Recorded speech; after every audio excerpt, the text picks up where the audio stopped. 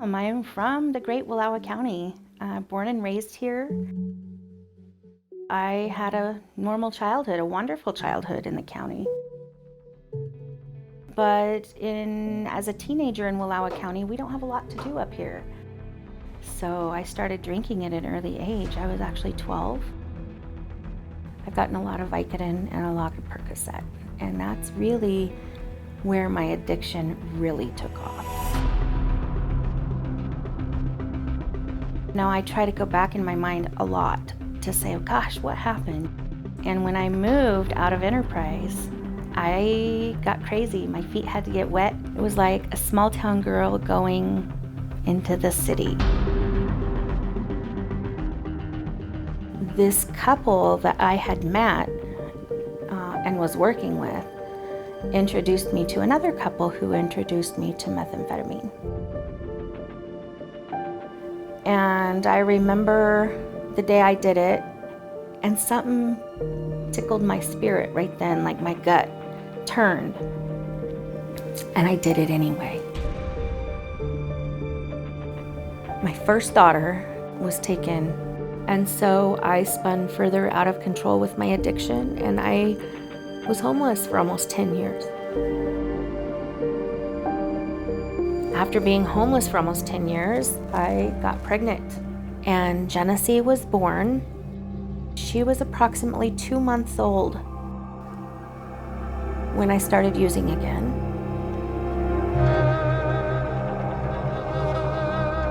In February of 2014, LeGrand Police Department served me a warrant. The moment I had to hand my daughter over to Chris Rasmussen, the officer, was a moment I didn't ever want to feel again. And that is the day that I knew I couldn't live any longer like that.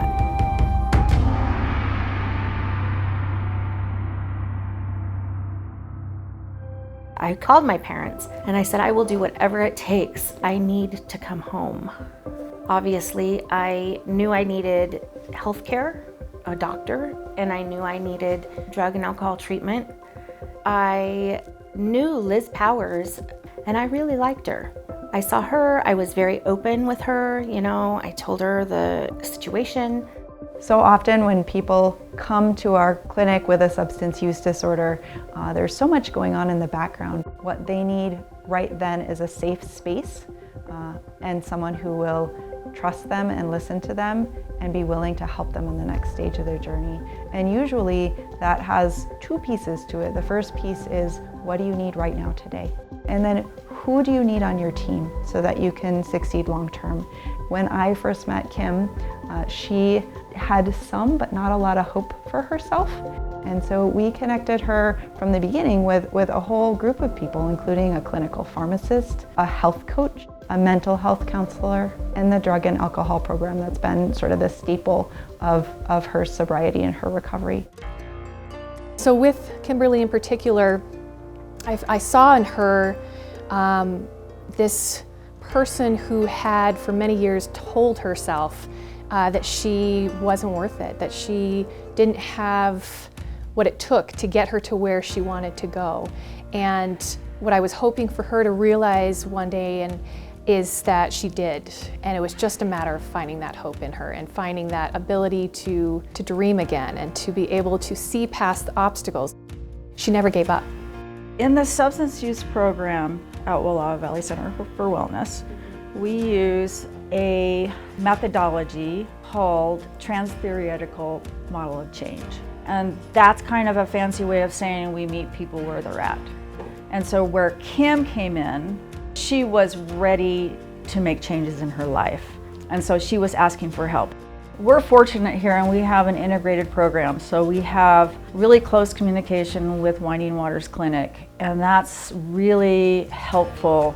Addiction is a health issue, and so it's really important that people address their health needs. And for her, she also had some mental health issues, some trauma issues that really needed to be addressed. So as a mental health program also, it's really easy to coordinate care with mental health and just keep coordination of care open. And that is probably the most effective way to treat someone. So you're treating the whole person, body, mind, spirit, soul. It's the whole thing.